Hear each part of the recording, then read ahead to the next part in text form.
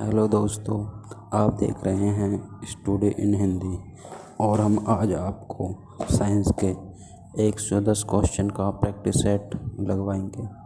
चलिए शुरू करते हैं। टेरामाइसिन जिस जीवाणु से तैयार किया जाता है स्ट्रेप्टोकोकस रेमोसस। क्लोरोमाइसिटिन जिस जीवाणु से तैयार किया जाती है वह है स्ट्रेप्टोकोकस वेनेजुएला। कैप्सिड जिन छोटी छोटी इकाइयों से बनी होती है उसे कहते हैं कैप्सोसिमियर। पादप विषाणु में न्यूक्लिक अम्ल पाया जाता है आरएनए में। कवक किस उपजगत में आते हैं थैलोफाइटा। गोबर में उगने वाले कवकों को क्या कहते हैं कैप्रोफिल्स कवक। कवकों में संग्रहित भोजन होता है ग्लाइकोजन के रूप में। किन कवकों को काला फफूंद कहते हैं राइजोपस, म्यूकर तथा एस्परजिलस नाइजर को। किसे नीले फफूंद अथवा हरे फफूंद कहते हैं पेनिसिलियम। किसे लाल अथवा गुलाबी फफूंद कहते हैं न्यूरोस्पोरा। अल्कोहल बनाने के लिए किस कवक का प्रयोग किया जाता है यीस्ट का। शैवाल वनस्पति है थैलोफाइटा वर्ग की। बर्फ पर पाए जाने वाले शैवालों को क्रिस्टोफाइट्स कहते हैं। चट्टानों पर उगने वाले शैवालों को लिथोफाइट्स कहते हैं। किस शैवाल को समुद्री सलाद कहते हैं अल्वा को। किस वर्ग के शैवालों का रंग लाल होता है राइडोफोइसी। अंतरिक्ष यात्री कौन सा शैवाल अपने साथ ले जाता है क्लोरेला। नाइट्रोजन स्थिरीकरण किस वर्ग के शैवाल द्वारा किया जाता है मिक्सोफाइसी। नाइट्रोजन स्थिरीकरण करने वाले प्रमुख शैवाल हैं एनाबीना और नोस्टॉक जिनका प्रयोग धान में किया जाता है। हरे शैवाल में संचित होता है मांड या कार्बोहाइड्रेट। किस वर्ग के शैवालों को हरी शैवाल कहा जाता है क्लोरोफाइसी।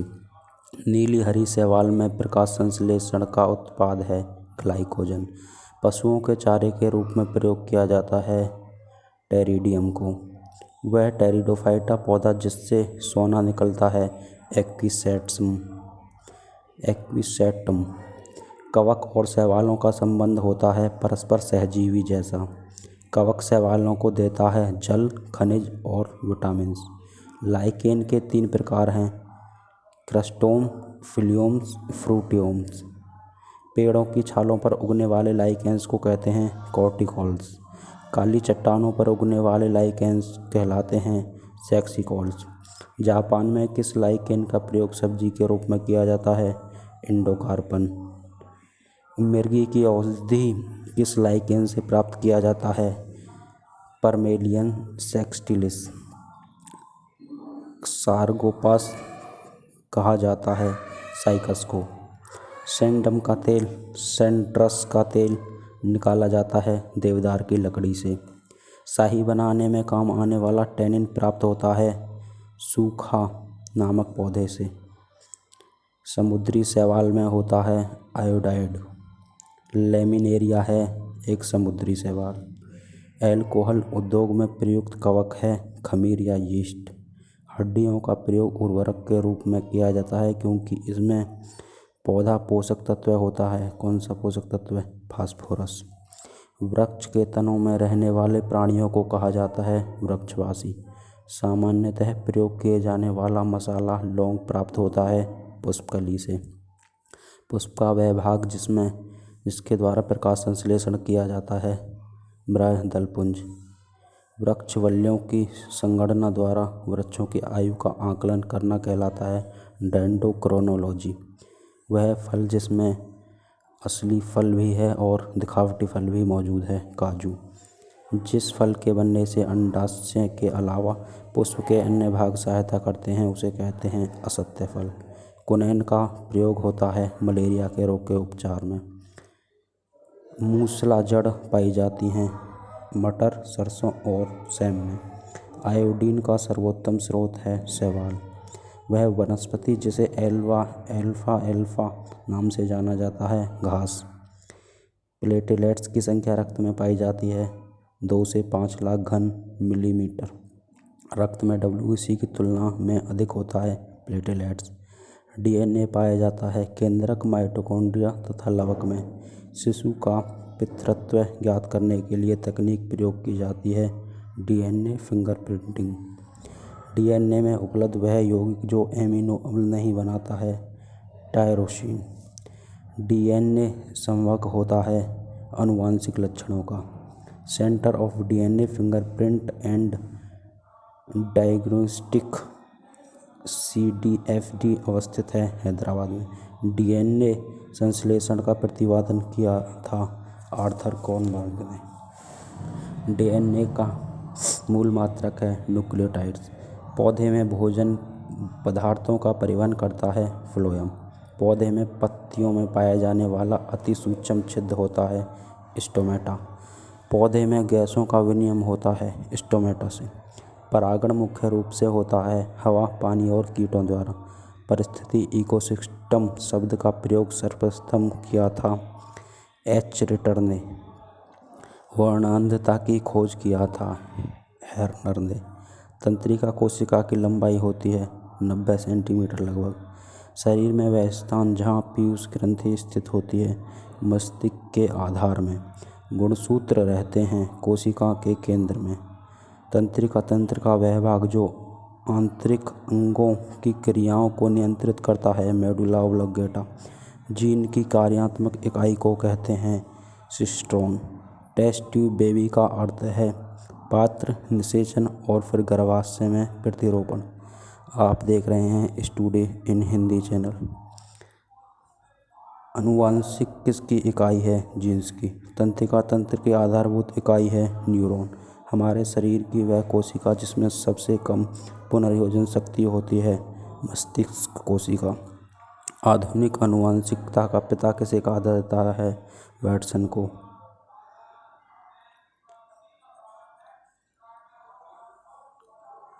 आरा कोशिका सहायक होता है पोषक के अलावा श्वसन तथा उत्सर्जन में। कोशिका में तत्कालीन ऊर्जा उत्पादन के लिए किसका प्रयोग किया जाता है? Vitamin C.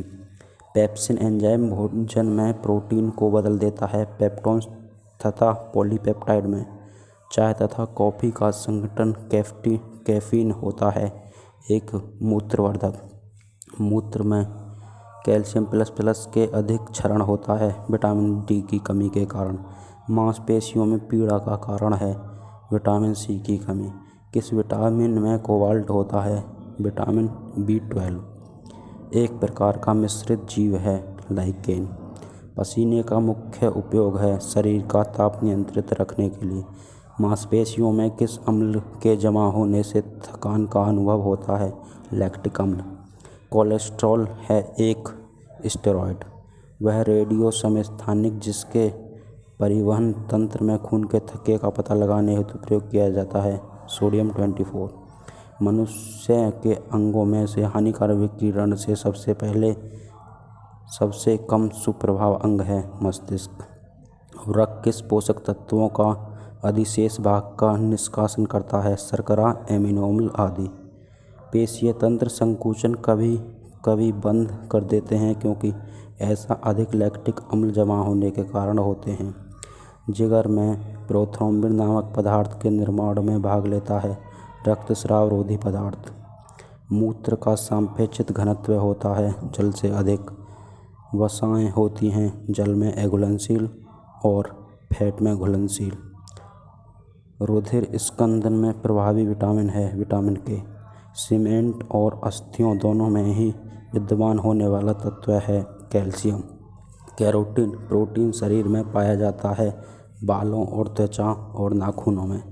सामान्य व्यक्ति का सामर्थ्य होता है 0.005 से लेकर 1.0 अश्व शक्ति। मानव शरीर में भोजन के पाचन के संदर्भ में लाइपेज का स्राव मुख्यतः होता है अग्नाशय से।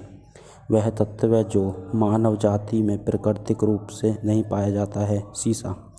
वह जैव यौगिक जिसके प्रयोग द्वारा अपघटन की प्रक्रिया को किण्वन कहते हैं एंजाइम। गुर्दे की संरचनात्मक व कार्यात्मक यूनिट को नेफ्रॉन कहा जाता है। मानव जठर में प्रोटीन पाचन के लिए उत्तरदायी अनुकूलन परिवेश है अम्लीय। खाद्य प्रोटीन के दो सबसे समृद्ध जल स्रोत हैं सोयाबीन और मूंगफली। शरीर में सबसे बड़ी अंतःस्रावी ग्रंथि है थायराइड।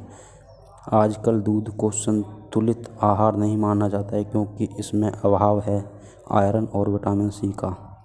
वह अंग जिसमें पानी, वसा तथा विभिन्न उपचय अवशिष्ट उत्सर्जित होते रहते हैं, वृक्क, जिसे किडनी भी कहा जाता है। रक्त में नाइट्रोजनी अवशिष्ट जमा होने से अपना काम नहीं कर पाता है। वृक्क द्रव को त्वचा की परत को जल के लिए अभेद बनाता है। केराटिन मानवीय महिलाओं में प्रजनन में कौन सा हार्मोन तेजी से वृद्धि करता है? Luteinising hormones. मानव के संयुक्त रक्त कण का व्यास होता है 0.007 किलोमीटर। रक्त में हीमोग्लोबिन के साथ अनुक्रमणीय संश्लिष्ट बनाता है कार्बन डाइऑक्साइड और हीमोग्लोबिन का मिश्रण। इंसुलिन एक प्रकार का हार्मोन्स है जिसका स्राव किया जाता है पैंक्रियाज स्थित लैंगरहैंस की द्वीपिका अंतःस्रावी ग्रंथि द्वारा। गति प्रेरक का कार्य होता है, वह हृदय स्पंदन को समंजित करता है। आप देख रहे हैं स्टडी इन हिंदी चैनल, जो आपको ऑडियो मोड में सारे notes practice set PYP provide करता है। Thank you.